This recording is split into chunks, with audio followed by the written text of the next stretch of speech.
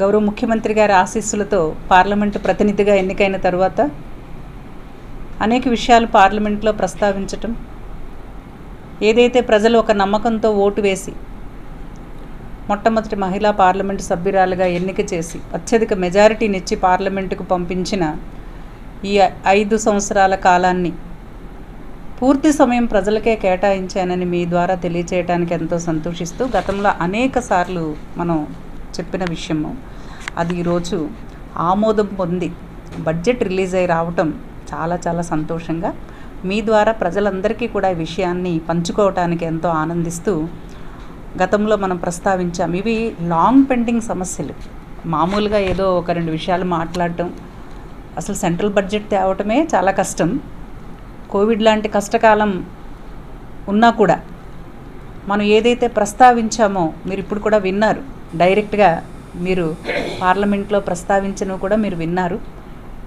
2 విషయాలు, ఒకటి స్థానికురాలుగా అనకాపల్లి వాసిగా అనేక సార్లు మన Moolapeta Satyanarayanapuram railway under pass సమస్య ఎన్నోసార్లు గతంలో ప్రజాప్రతినిధులు కూడా దాని మీద అక్కడ విజిట్ చేయటము, పంపించామని చెప్పటము, కానీ ఒక్క అడుగు కూడా ముందుకి పడలేదు. ఎందుకంటే అది నేనే ప్రత్యక్షంగా చూశాను. అసలు ఆ విషయం వేరు, సమస్య వేరు, దాని ప్రస్తావన వేరు, దాన్ని తీసుకెళ్ళిన విధానం వేరుగా జరిగింది. గౌరవ ముఖ్యమంత్రి వర్యులుకి ఈ విషయాన్ని ప్రస్తావించి దీన్ని రైల్వేకి మరొకసారి మినిస్టర్ గారికి ఇది ప్రజెంట్ చేస్తున్నాను నా పార్లమెంట్ తరపున అని చెప్పి దీన్ని ప్రస్తావించిన తర్వాత రైల్వే మినిస్టర్ గారికి, బోర్డ్ చైర్మన్ గారికి, అట్లాగే ఈ జోనల్ లెవెల్ మీటింగ్స్ ఒకటి విజయవాడలో జరుగుతూ ఉంటాయి, మాకు విశాఖపట్నంలో కూడా జరుగుతూ ఉంటాయి. నేను కంబైన్డ్ విశాఖపట్నం జిల్లాలో 2 డివిజన్స్కి కూడా I'm one of the member. So అది నాకు ఒక మంచి అవకాశం ఈ విషయాలు ప్రస్తావించడానికి కూడా. గతంలో మీకు అనేక సార్లు చెప్పాను, సత్యనారాయణపురం అండర్ పాస్ అనేది ఒక స్పెషల్ ఇష్యూ. అది యూజువల్గా రైల్వేది ఎలా ఉంటాయంటే, ఒక ఆర్ఓబి ఇచ్చిన తర్వాత అంటే రైలు ఓవర్ బ్రిడ్జ్ ఇచ్చిన తర్వాత, ట్రాక్ మీద నుంచి ఒక బ్రిడ్జ్ కట్టిన తర్వాత వాళ్ళు ఏం చేస్తారంటే గేట్ క్లోజ్ చేసి, అంటే ఒక ఆర్యూబి ఇచ్చి తీరాలి. అదే రైల్వే గైడ్ లైన్స్.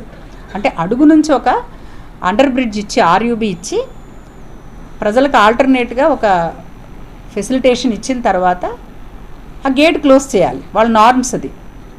అయితే మనకు అసలు సత్యనారాయణపురం దగ్గర అసలు లెవెల్ క్రాసింగ్ లేదు, అసలు గేట్ లేదు, ఆర్ఓబి కూడా లేదు. అదొక స్పెషల్ సమస్య. అది కేవలం ప్రజలు చాలా ఇబ్బంది పడుతున్నారు.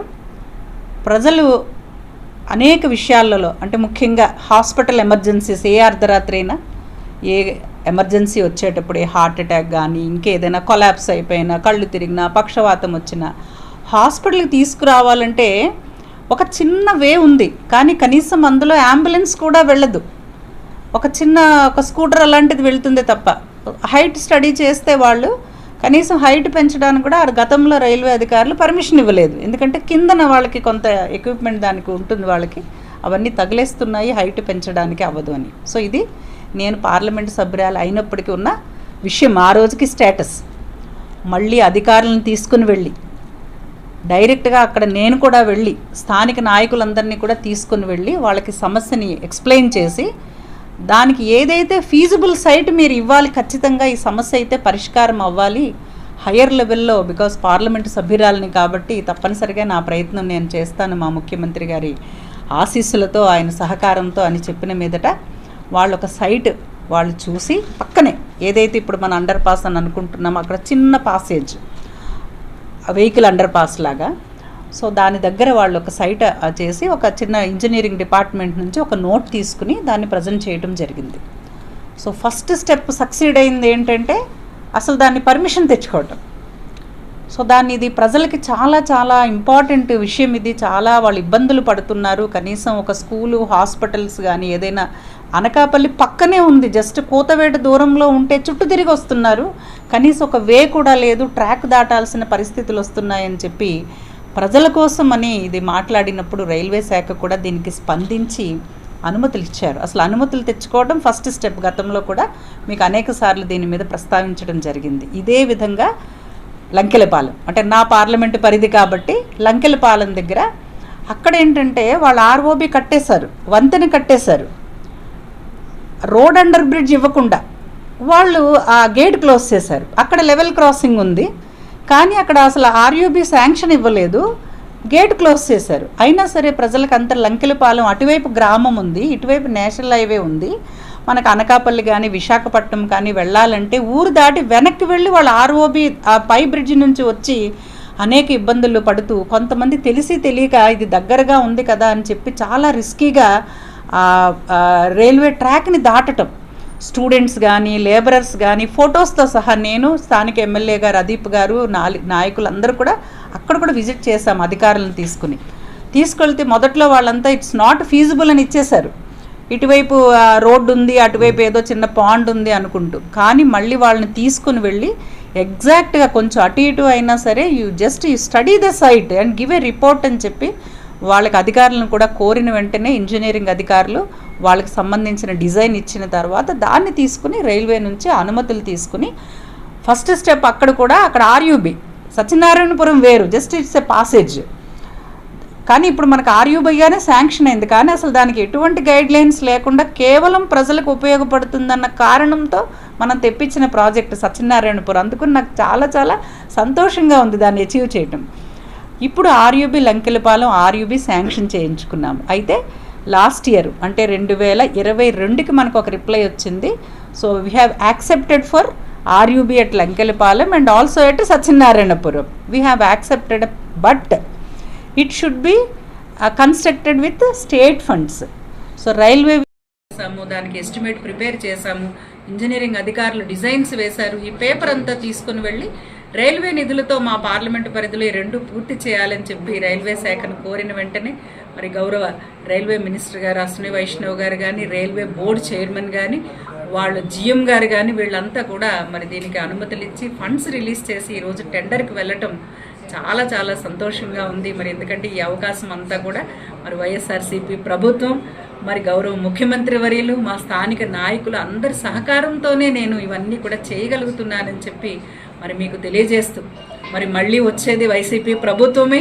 ఇలాంటి ఎన్నో సంక్షేమ కార్యక్రమాలు, అభివృద్ధి కార్యక్రమాలు ప్రజల కోసం చేస్తామని చెప్పి మీ ద్వారా తెలియజేస్తూ, మరి ఎవరో అన్నారు ఒకప్పుడు, మాట వెనక్కి తీసుకోవాలి, పార్లమెంటు సభ్యులు, వైసీపీ పార్లమెంటు సభ్యులు సెంట్రల్ హాల్లో బజ్జీ పకోడీలు తింటూ కాఫీలు తాగుతూ కాలాన్ని గడుపుతున్నారన్న వారి మాటలు వెనక్కి తీసుకోవాలని చెప్పి నేను ఈరోజు మీ ద్వారా కూడా చాలా సీరియస్గా కూడా చెప్తూ ఉన్నాను. ఇవాళ నేనే కాదు, నా తోటి పార్లమెంట్ సభ్యులందరూ కూడా అన్ని వాళ్ళ నియోజకవర్గాలన్నీ కూడా మరి గౌరవ ముఖ్యమంత్రి గారి ఆశీస్సులతో, ఎందుకంటే ఆయన ఎంతో ఫ్రీడమ్ ఇచ్చారు మాకు పార్లమెంటులో మా స్థానిక సమస్యలు ప్రస్తావించడానికి కానీ, అభివృద్ధి కోసం మినిస్టర్స్ని కలిసి లేఖలు ఇవ్వడానికి కానీ మా పార్లమెంటు ప్రతినిధులు, మా ఫ్లోర్ లీడర్ మిథున్ రెడ్డి గారు, ఉభయ సభల అధికార ప్రతినిధి విజయసాయి రెడ్డి గారు అందరూ కూడా ఇవాళ ఇన్ని నేను చేయగలిగానంటే మా అందరి కోఆర్డినేషను, మాకు గౌరవ ముఖ్యమంత్రి గారు ఇచ్చినటువంటి స్వేచ్ఛ పార్లమెంటులో.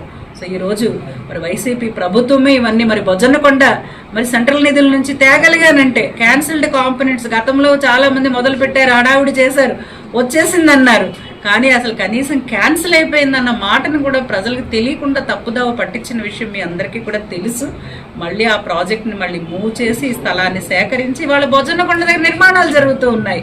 ఆ రోడ్డును కూడా ఎంపీ నిధులతో వేయడం జరుగుతుంది. ఇదంతా అభివృద్ధి కాదా అని చెప్పి మరి ప్రశ్నిస్తూ స్థానిక నాయకులు ఏదో ప్రజాస్వామ్యమే లేదు అని మాటలు మరి నిన్న మొన్నటి మీటింగ్స్లో కూడా మనం చెప్పడం చూస్తూ ఉన్నాము.